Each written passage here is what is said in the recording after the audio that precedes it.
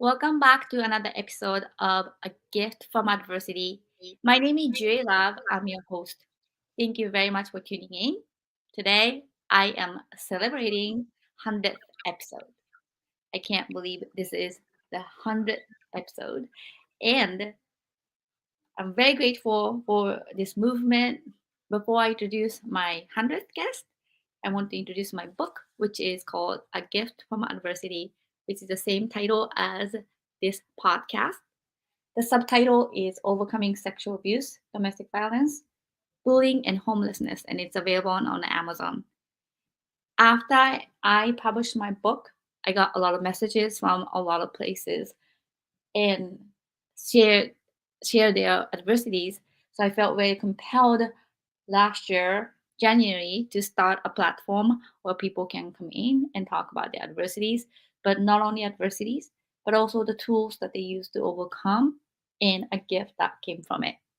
So let's invite our 100th guest tonight.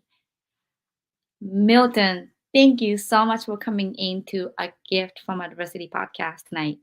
Thank you so much for having me, especially being on your 100th episode. Congratulations.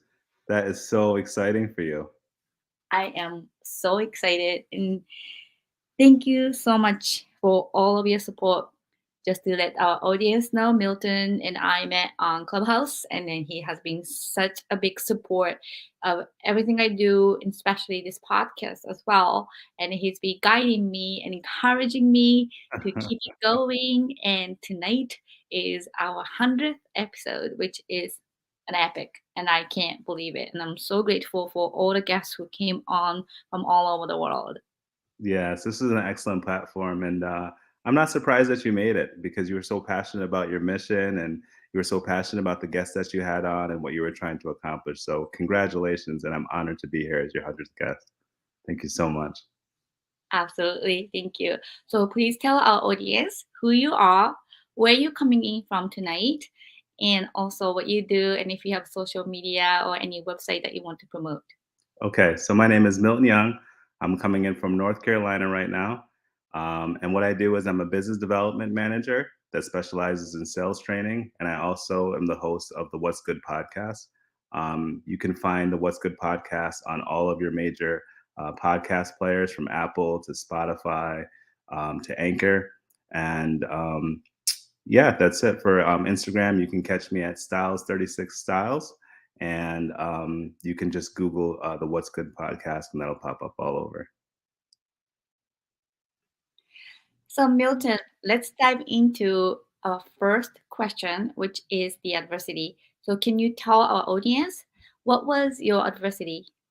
So my adversity was done. One of my adversities, one of the major ones that I had, was that when my parents moved here from Jamaica, they were immigrants, and when they got here, they actually weren't able to read or write.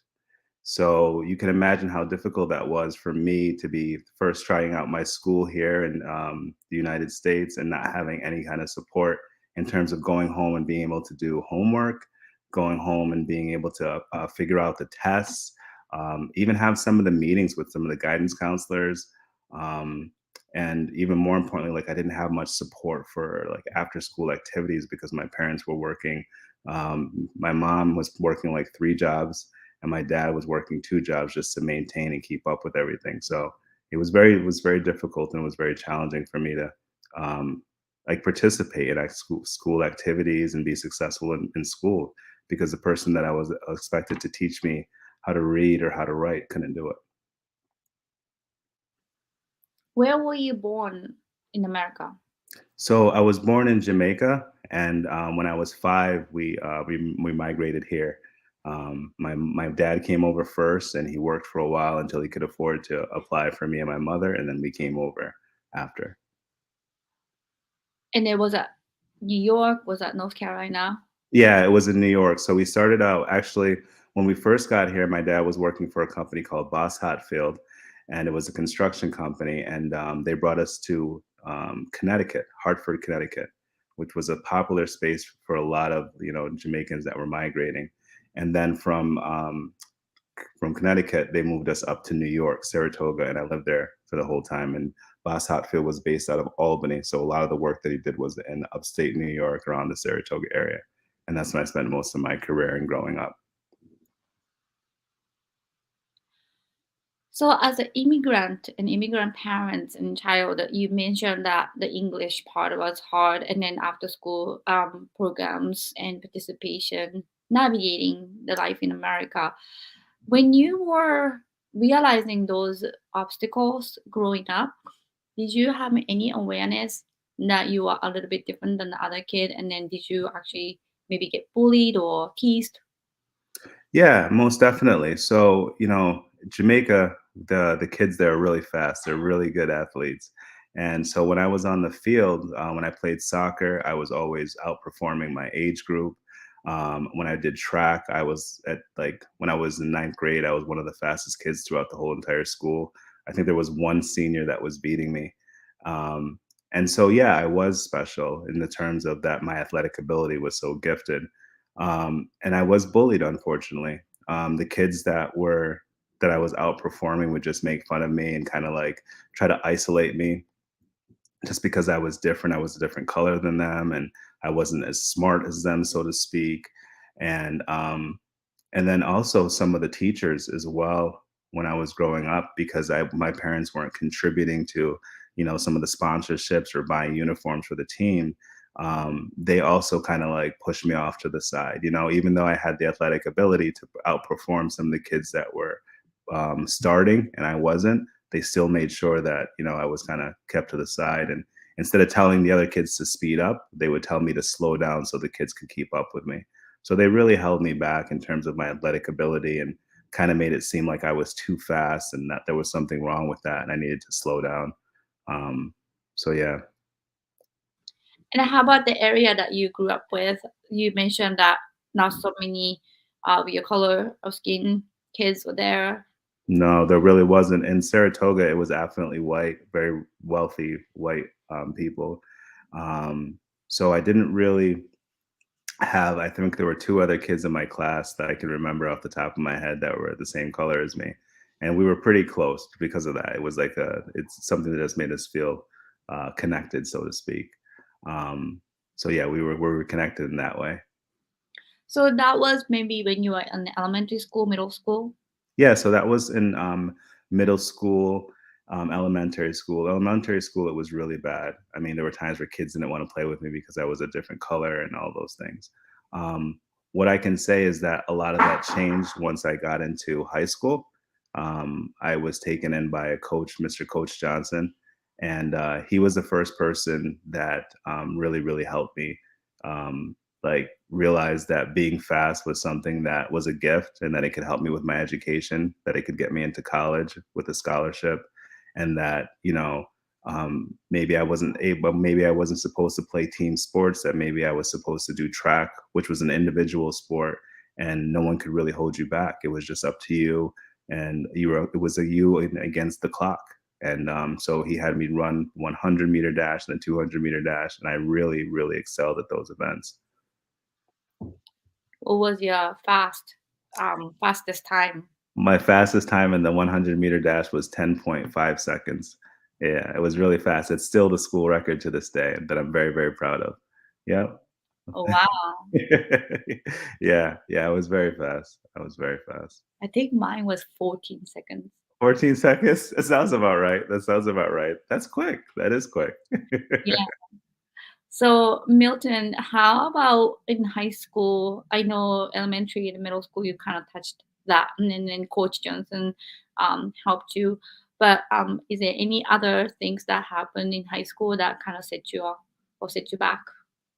Um, Yeah, so there was one other thing that happened in high school that set me back. So because I was being made fun of all the time, and because my parents were so busy working and they were so busy just trying to keep a roof over our head and trying to make ends meet, that I didn't really get a lot of attention at home. So I started acting out in school, and I was just doing silly things and being a class clown basically just to get additional attention. And I started getting a bad reputation for that because teachers thought I was just disruptive and that I was an attention seeker. And then instead of really trying to analyze what was going on with me at home, they kind of just made it seem like there was another thing that was wrong with me. There was another reason why I wasn't fitting in, and they just never really took the time to kind of understand that. And I think that's why Coach Johnson is someone that the first mentor I can say of the many that I was blessed with that kind of saw all that and said, we're going to use this and we're going to focus it as like a superpower. And he made it so that I could be like when I was in ninth grade, he had me as a captain of the team. So it just made me lead, it gave me leadership, it gave me responsibility, and it just took all the focus I wanted to be on me and made it a responsibility. He said, if you're going to be one of the fastest people in the school, you need to set an example for the other kids. And I took it very serious at a young age. So, yeah. Did you experience any other adversity besides the discrimination and then bullying and isolation stuff? No, that was really it. That was really it. And just like the fact that the education was a little bit difficult for me to pick up on, just because I didn't have the support system back at home. So that really was difficult for me as well. Did you miss Jamaica? Oh yeah, I didn't have a lot of memories about Jamaica because I was so young, but the ones that I did have, it made me miss it very much. I just remember it being a beautiful island with amazing fruit. It was always warm out. I didn't know what the snow was. I was that I was touching that was giving me frostbite, or it felt like it at the time because it was so cold. I just missed my warm weather, so it was hard to adapt. I mean, I remember going to school and my mother would have me wear like 5 shirts because she didn't understand the cold either, So I would get there, and I remember I was getting a test from one of my doctors because they used to do like these checkups when you were a kid. And the doctor told me to sit on the table, and I sat down like, okay, take your shirt off. So then I took the shirt off. Then he turned back and he goes, okay, you can take your shirt off. I took my other shirt off, and he's like, how many shirts do you have on? So yeah, I wasn't well adapted to cold, and it was very obvious. So when you went to college, did you experience any of the discrimination or bullying? So what was really interesting. So even through all the struggles of not being able to have my parents teach me, I had my sister Diane, who was very intelligent, and she wanted to see me be the first to graduate from college. So even though my parents weren't work with me, anything that she learned, she would come home and teach me, and she took it very very serious with me. So I was one of the first in our family and the first to graduate from a college, a very prestigious college, Rensselaer Polytech Institute. It was probably one of the hardest things I'd ever done.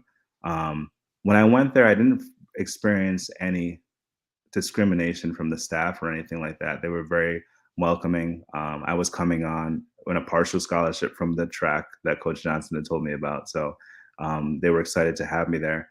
But what I did experience at college was that, you know, there was there was a lot of separation among the races, so to speak. Like if you went into the cafeteria, the blacks were with the blacks, the whites were with the black whites, and it wasn't really mixing. They didn't really, they kind of frowned on that a little bit, just the students, and it really kind of turned me off towards the school. So I kind of struggled to find my place because when I grew up in Saratoga, like it wasn't like that because there wasn't enough blacks for us to separate like that. And when our white friends accepted us like we were everybody else. So when I was going in and kind of experiencing a little bit of reverse discrimination, where in the sense that I would be with hanging out with my black friends there, and they'd be like, "Why are you hanging out with white people?" And I was like, "What are you talking about?" It was reversed, you know. So that was really weird for me. So I was never really accepted at RPI because of that. So I just went there to get my education and just kind of get out, you know. Wow. Yeah. So I'm just curious to learn about Black culture a little bit. Um, Mhm. I know you are not African American; you are immigrant from Jamaica, but Correct. you're considered as African American. Yeah. And have you ever heard of people saying, "Oh, you don't talk like Black"? You Oh don't. my goodness, I hear that all the time. Mm. And people would think that it's just about, a white person saying that to you, but you also have black people that'll say that to me too. If Albany is probably one of the for where I was, it's like the biggest city that we have in our area. And then whenever I would visit my friends there, they would make fun of the way that I talked because I didn't talk black enough or I didn't talk ghetto enough. And one thing in my country in Jamaica is they try very much once you leave the country to make it so you speak very proper English because they don't want people to realize that you're from Jamaica or treat you any differently. um, and it's reflective of the country because a lot of the respect you get in the different class system is based on how well you speak, or in other words, how white you speak. So how I spoke was very important, and my mother was very strict on that, on how proper I was speaking and how I was sounding. And also, to be honest with you, I kind of had to do that. When I was around Saratoga, I had to carry myself a certain way so that, when I was pulled over by police or approached by certain things, I didn't give off the wrong impression and get myself in more trouble than I should. So I was very aware of that. And I've always been very aware of those things. So it reminds me of my friend that I met at Berkeley. I think she's from Michigan, and she wrote an essay called "Racism Within Racism," and Yeah. she was talking like not black, so she was Hmm. bullied, pushed. She couldn't take bus, so she wrote an essay about it, and then she won a laptop. She came to Berkeley College of Music, super talented saxophonist and singer.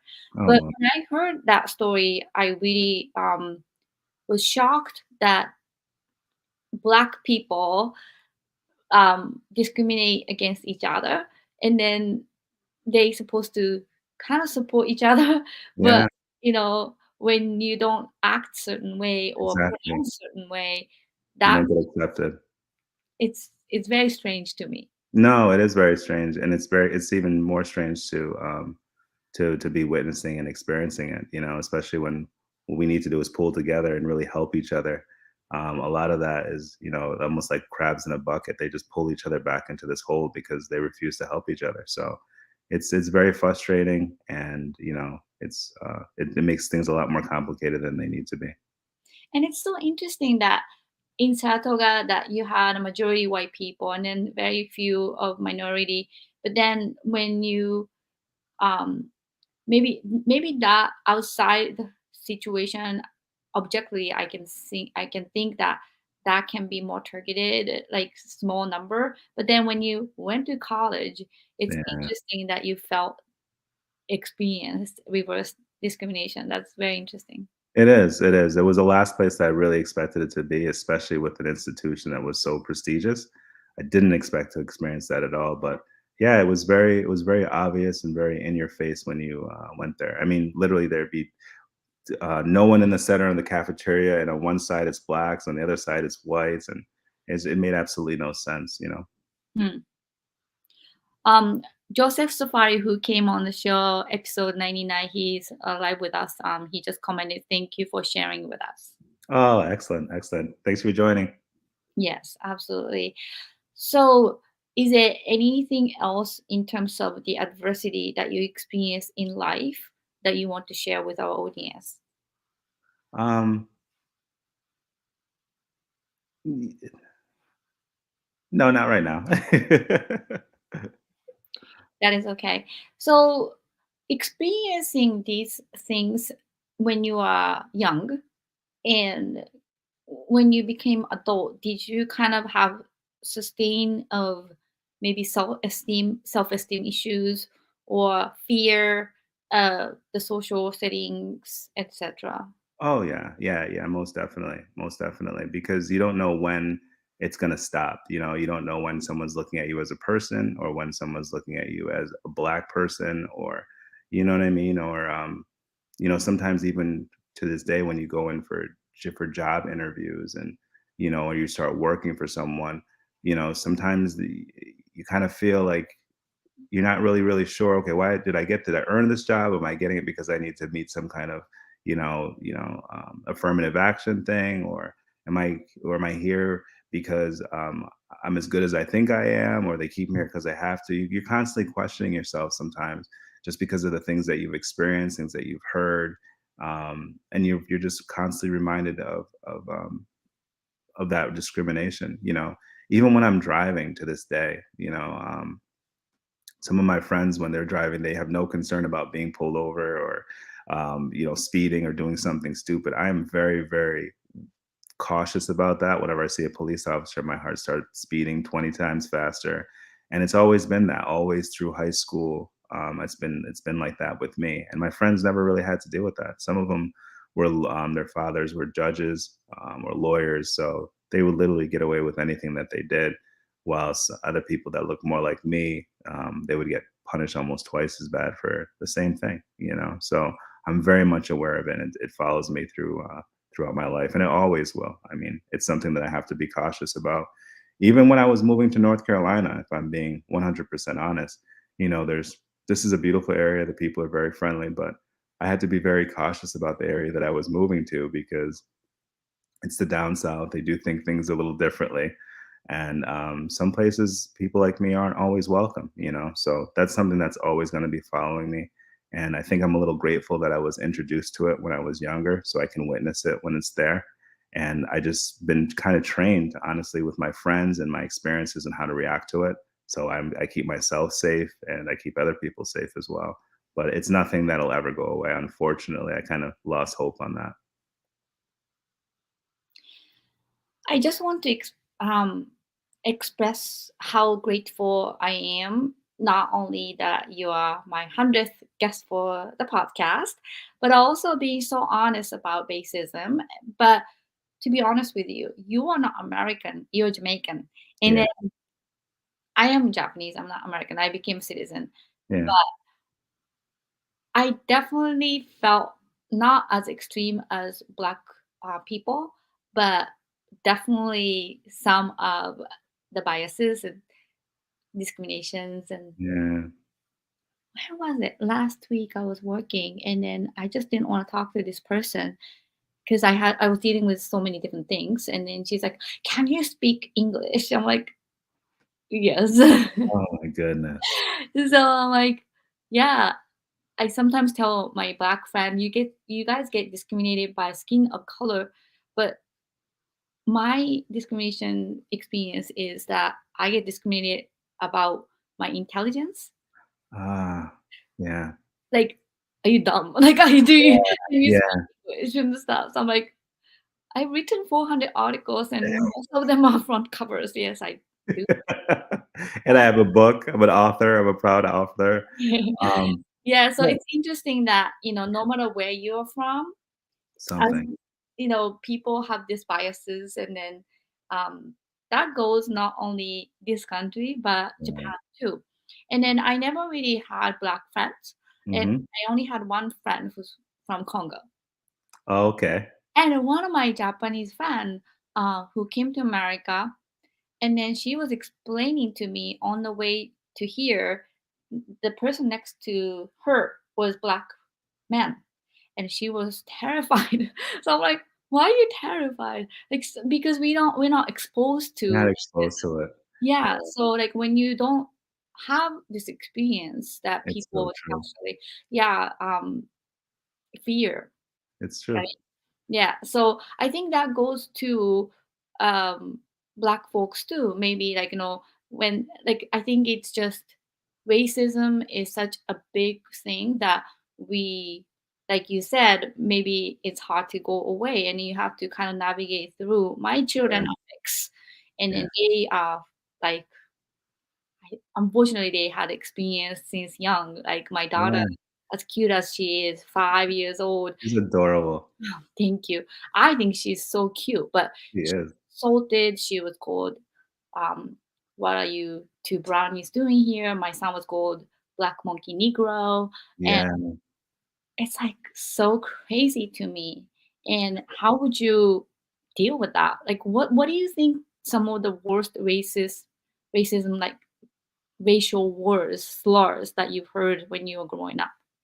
That you Oh, the list goes on and on. I mean, things that didn't even make sense, like from spear chucker to yeah, to liver lips because I have a big lips, moon cricket because I don't even know what that is.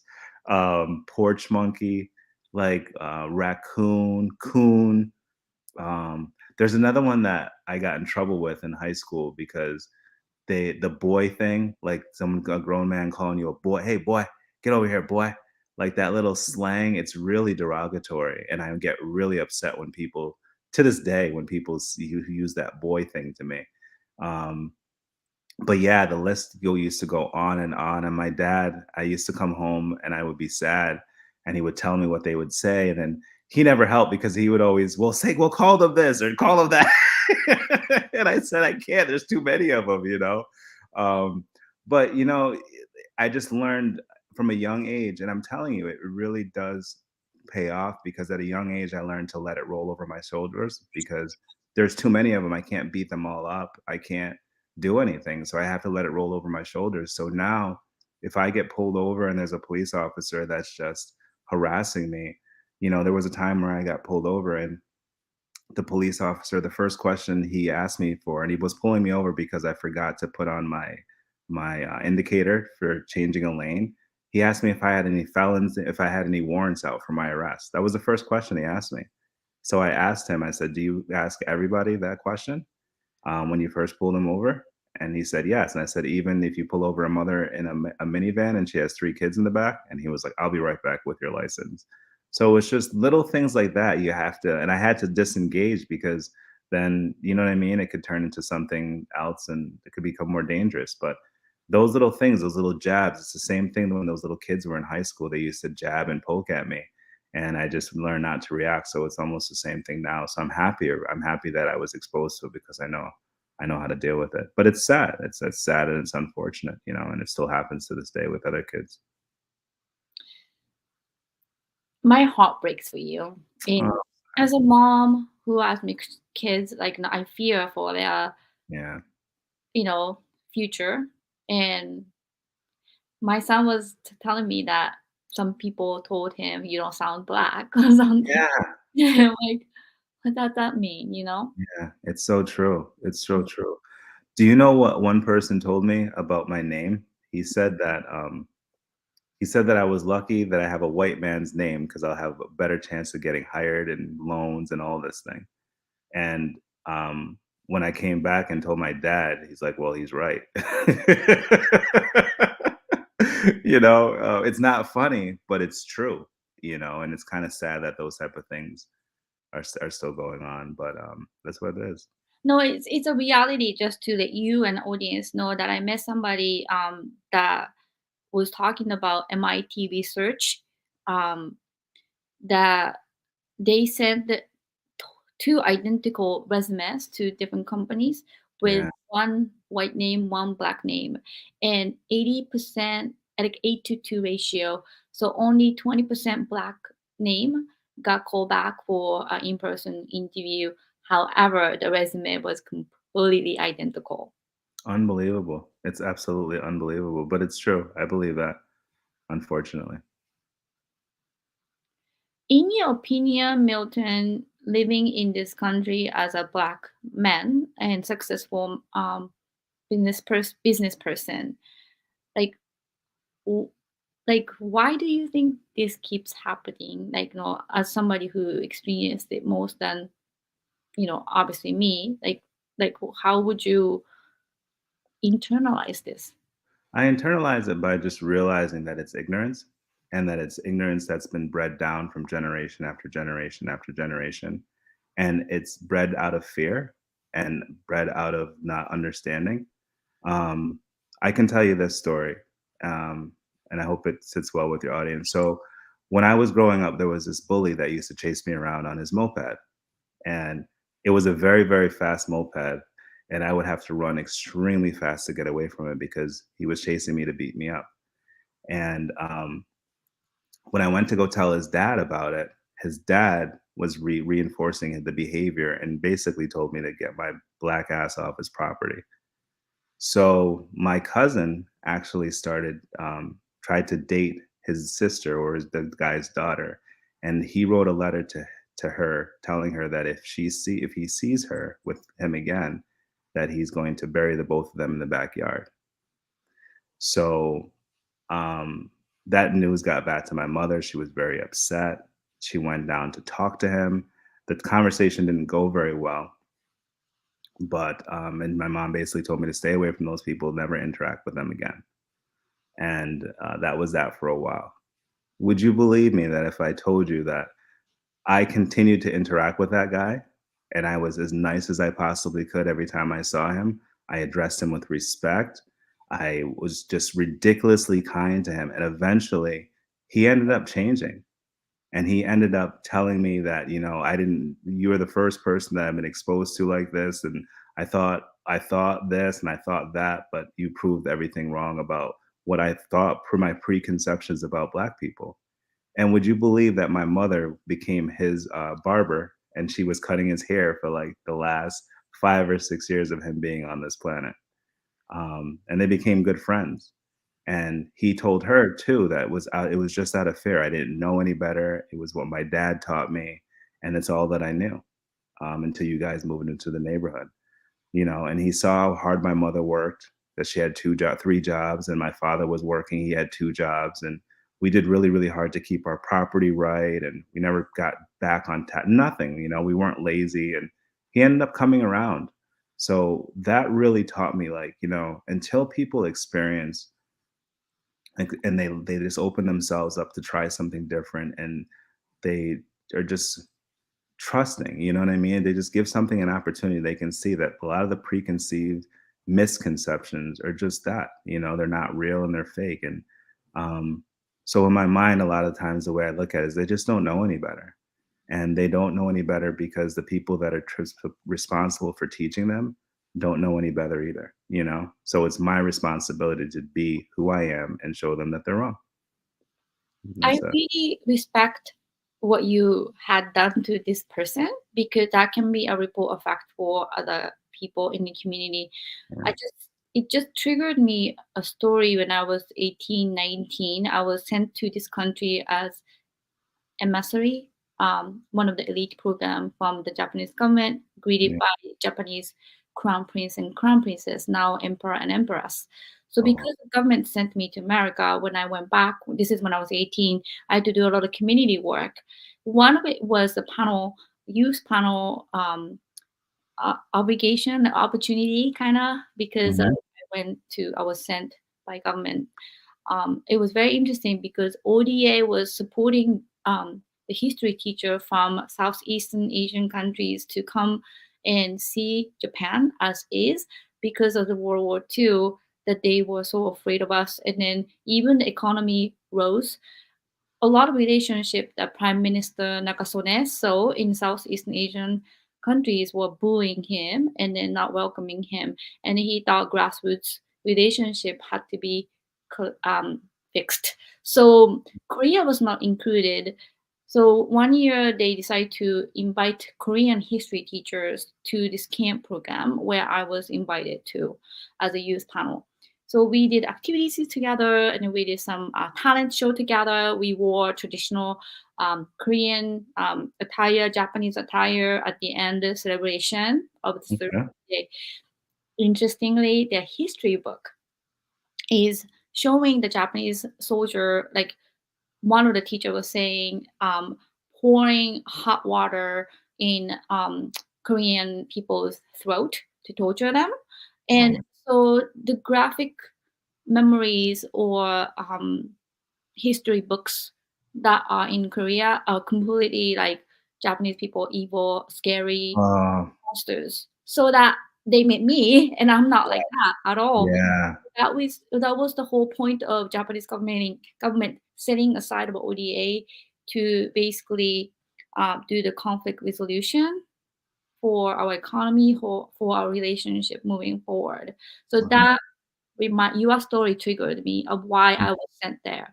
So Uh, it's really the education, like you mentioned. So not only this country, but throughout, the world and world history and wars, this is intergenerational trauma. yes, that's a good point. That's a powerful word. Yes, that we have to address that. So thank you so much for bringing this to light and then shedding um, light to these very issues that not so many people are brave enough to talk about. Thank you. I appreciate that. Thank you very much. Sure. So let's move on to the second question, which is the tools that you use to overcome. So this is my 100th episode again. And then all my guests who went through extreme adversities and challenges in their lives, they have so many different ways and tools, unique tools that they shared on this podcast that I actually was able to apply for myself and for my children as well. So Milton, of all the tools that you've used to overcome your challenges and adversities, what do you think is the most powerful one or good one, tangible one that you can share with our audience? You know what? I think there's a few of them, but I think the one that's the most tangible and the most powerful is really a good support system. A good support system of people that know you well, that you can trust, that are level headed, that in some cases are experiencing the same thing that you're experiencing, but they just have a different perspective that they can share with you that can help alter whatever you're experiencing is, you know? Um, I think with a support system, people will support you when you need it because you can't always be strong. You can't always have all the right answers from yourself, you know. And sometimes just reaching out to that right person that has the same experience with you, that knows you very well, can just say the one or two, three words that will just completely change your perspective of the situation that you're dealing with and give you some insight and inspiration to overcome it and move on, you know? So I think that's probably one of the most powerful tools that I have, just a really strong, trustworthy support system. And I just want to shout out to Coach Johnson. Yes, Coach Johnson. What do you think your life would have been if you never met him? That's an excellent question. And, I can honestly say I wouldn't be where I am today because, one of the things that Coach Johnson gave me a tool was confidence. And he gave me the confidence that other people are trying to take away from me, but he built me up so much that no matter how much they took away from me, I still had so much more. And he gave me the ability to really excel at my talent and take it to the next level. And he gave me all the support that I needed. And without that, I wouldn't have gone into RPI because I wouldn't have been able to afford it. I didn't have the grades to. But with my grades and my athletic ability, and him just being like this inspiration and mentor for me on and off the field, I mean, he really, really altered the path of my future. And I really appreciate him for being so different and being so dedicated to me. And he didn't care, what my background was, what my parents did, or, the fact that I was, from Jamaica or an immigrant. He just paid attention to my talent. He gave me a platform and he just gave me as much support as he possibly could, both on and off the field. So that man single handedly did alter my life. And I really appreciate it. I'm very grateful for that. Thank you. And I know you mentioned about good support system, trustworthy people. How do you find these people? How do you select these people and identify these people? Well, honestly, if I'm being very, very honest, you're one of those people. And I found you on Clubhouse and I found you through networking and I identified you by your integrity. Once I read your book, I remember you were in a Clubhouse room and you were talking about the fact that you were an author and you were talking about some of the things that you had experienced in life. And I said, this is someone that, I would like to read this book. And once I read your book, I just fell in love with, everything that you represented, and everything that you had struggled with and everything that, you had turned from something bad to a gift and you use it to, create this amazing platform to other people to express themselves, that incredible the gift of a gift from adversity, the book that people read and are also inspired, and then your beautiful family that you're growing and raising a beautiful young woman and a beautiful young man, and your dedication and your commitment to that is unyielding. So of course I want to have you in my support system because of everything that you believe in and the way that you are passionate about the things that you believe in. You know, it's a big deal that you made it to 100 episodes. I mean, most podcasts don't make it past episode 5, and you've made this a passion for yourself to go out and find people and give them a voice and give them a platform.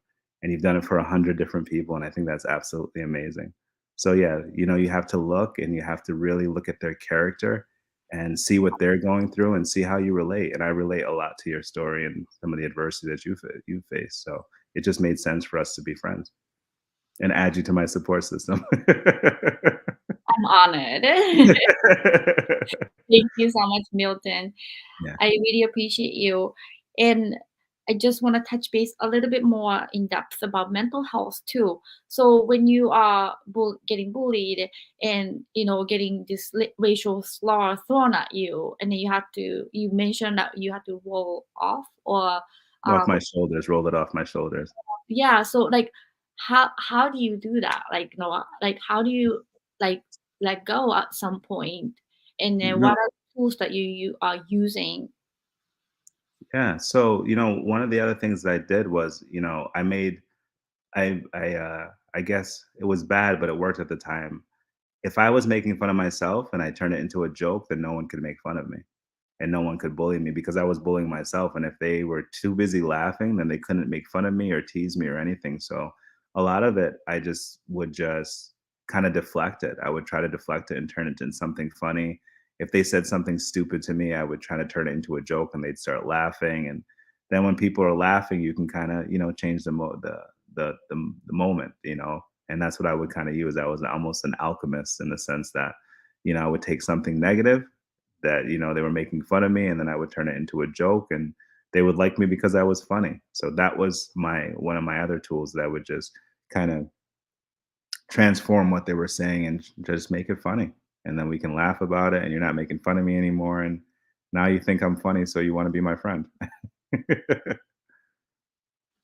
It's such an interesting tools and good point that a lot of times what happens externally can be really reacted differently to move forward or dwell into the incident. Yes. So, to ruin your day, to ruin your mood over something stupid that Yeah. has no sense, then you know what is your day would look like. Hmm. Let yourself bullying more than what you could have, you know what I mean? So So true. um I I'm learning still. Sometimes like people say things and it hurts me, and then sometimes it affects me. And as a single mom, it's a struggle. And Uh, you know, like what you said, like sometimes people say something and then make it turn it into a joke. And then sometimes me and my children, we do some role play games. So what if somebody says this, somebody said that? Or he told me, well, somebody said you're ugly. And then he said, instead of crying over it or reporting it to me, he said, well, I don't see you on TV. And then somebody said, oh, you're stupid. And then he said, are you talking to me or talking to yourself? See, it's the same thing, deflecting. It's just misdirection and it throws them off and it takes the power away of what they're trying to do because they're realizing like, oh, I didn't hurt you. Oh my goodness, that was supposed to hurt you. That was supposed to take you down a notch. And it didn't. So yeah, that's very smart. That's a very smart thing to do. One time I was doing trash man, and then why are you doing trash man or something? So I said because this is not 1950s. We in 19, we have a gender equality right now. So like that, and the man couldn't say anything back to me. There you go. Yeah, Oh, exactly. did you buy a time machine? So these kind of things are completely um, reflex instead of getting upset and then ruining your day. And it's so, Yeah, and I didn't learn it until later in my life. So right. I really wasted my days crying and being depressed and crying. And there's no reason, like the man that you addressed patiently Yeah, that ran at the end, you know, he was miseducated and misled, and then somebody had to guide him in the right direction, that we are all equal and we are all talented and then in our own way, and that we exactly. should I'm Japanese, Right, but I'm living in America, and this was the right. country that I wanted to live, and That's right. I think I'm doing pretty well. And Yeah, then you are. so I feel that sometimes those kind of challenges that you go through, you also write about deflecting and then making not so much of joke, but um, being a witty, being witty, Yes, and just having a good comeback. you got it. That's so Going, true. mhm. Yep, it's very true. Just being quick-witted and on your feet, just thinking very faster than they can, and it just throws them off, and it disarms them a little bit. And I learned, Trevor Noah, a lot of comedians and stuff that are extremely eloquent and educated, and then makes joke about it. Um, Yeah, and I think it helped me to get those kind of perspectives. So it's interesting that you said I make a joke out of it and stuff. yeah. Watching very intelligent comedian do that, I think that helped me as well. Yeah, it helped me too. It helped me too. It helped me relate and make it, and I didn't feel as alone when I saw that they were on such a big stage and they had so much money and so much success and they were still experiencing it on a certain level. It's really strange where, I look at some of the work that David Chappelle talks about and about how he was treated with the network and his how his ideas were accepted and or not accepted. And sometimes when he's some of the jokes that he's talking about, I really relate to, and it's actually comforting to feel like, wow, even someone that talented and that successful still experiences is experiencing what I'm experiencing. And it shouldn't be comforting, but it is in the sense that, it's not only me, and I'm not going crazy. I'm not making this up because this man is speaking the same thing. The only thing is he's camouflaging it through a joke. You know what I mean? He's making it more socially be accepted because it's a joke and everyone can laugh. But in all reality, you know what they say, like a joke is only funny if there's some truth to it. So, and David Chappelle's a very funny guy. So, yeah, it's interesting. Funny intentionally. Yeah, yeah, yeah, yeah, exactly. Yeah. Exactly. And the one thing I talk to my children about racism is that I went to Africa and I was the probably the lightest skin in Africa. Yeah. And then when you go to certain countries, so when you go to Japan, even you're white, like you're gonna be called gaijin, which is outsider, and Oh, really? you will never be accepted, unfortunately, in our country. And then because you're not Japanese. Yeah. I had a white man who lived in Japan for like 30 years, and he said he never felt accepted. Wow. Yeah, so it depends on whatever the color of skin. Majority of people around you, if you Right. go to a different place in the world, Mhm. you suddenly become a minority suddenly. This is true. So I feel like in order to understand that racism and bullying and stuff, I one of the tools that I highly recommend is to travel the world. And if 100%. you become minority, and Yeah. I was um, my hair was touched all the time when I was in Africa because I had like a Yeah, that surprise, yeah. red and then green hair color, Yeah, and then it was so cute. But you know, I everywhere I go, I'm the usually only Japanese, so I yeah, I don't consider myself as minority. Like I'm a go-getter, so I don't really yeah. think about those things. But when you start to become more conscious about your race and then Mhm. your status as an immigrant, and Yes. then I think that can add a lot too. I agree with you. That's 100% true. I do agree with you. I do Well, agree with you. thank you. So last question I have for you, Milton, is a gift that came from the adversity. So what would you say a gift that came from your adversity? One of the gifts that came from the adversity is I call it perseverance, right? I've learned to persevere through almost everything that I've been put in front of me, just because I've learned that you're one, like I was saying, I'm not the only one that's going through it. Two, that, it's not going to just end, it's not going to go away. So you have to find a way to just keep on going no matter what. And just having that this adversity that's constantly in front of me, that's constantly testing me, I realize that I have to be bigger than it. So I have to continue to persevere. And through perseverance, you get confidence, and then confidence kind of protects you from everything else. So one of the biggest gifts I've gotten has definitely been able the perseverance, just that no matter what you're dealing with, be it racism, be it, other parts of things that can go wrong in your life, discrimination, or even if you're just having a bad day, know that it'll get better and that you just have to outlast the moment and the situation. And, I outlasted high school, I outlasted elementary school, I got through college. I've been very successful in corporate America. Um, so all of it is just through just being determined to persevere through the situation and know that I'm bigger and stronger and smarter than the situation itself. And if I can outlast the situation, this too shall pass. So that's one of my gifts. Quick question. How would you describe the word perseverance? Perseverance is, you know, for you to persevere means that there's obstacles that are thrown in front of you and you continue to go. Even if there's something in your way, you find a way to go around it, like water. You don't let anything stop you. Just like you don't let anything stop you with your busy schedule, with making sure you have time for your family and you raising them the way that you are, and you still get all of the things that you've done, even with your acting, and nothing gets in your way. And you don't even know what it's like to have something in your way. It's the same thing with perseverance for me. It's like I don't let anything get in my way. And no matter how big the situation is, I'm bigger. Well, thank you so much.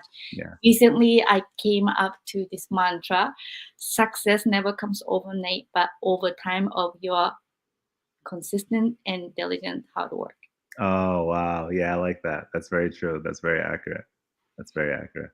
Before you go, Milton, I want to ask you a favor. If anyone who is listening to this podcast, 100th episode of A Gift of Adversity, and in the future as well, what if somebody is experiencing racism, bullying, or isolation, mental health issues, what is your biggest advice for them? My biggest advice is for them to know that they're not alone, that other people have experienced it. And in some cases, maybe even worse than you're currently experiencing it. But just to know that, racism is a disease.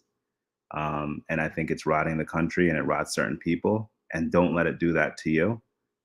Whatever is being spewed towards you, the hate or the anger or the disrespect, just let it know, just be known that it's ignorance and it's no reflection of who you are or what you're worth or what your value is. And that it's just anger and ignorance. And you can't do much about ignorance. You can't control someone else's anger. So try to separate yourself from the situation, get yourself a support system, so you can talk to about it instead of reacting to it, and know that that moment will pass it too. But just 100%, just make sure you know that you're not alone and the hate that's being spewed is no reflection of who you are. So beautiful. Thank you. Thank you so much. Well, thank you to our audience for continuing your support. And I have more wonderful guests coming in. And thank you, Milton, again for coming into A Gift from Adversity 100th episode. Congratulations on your 100th episode. I'm absolutely honored to be your 100th guest. I look forward to seeing more episodes. The work that you're doing is amazing. You're providing a wonderful platform for a lot of people that have amazing stories. And thank you for your work. And I look forward to listening to more of your episodes.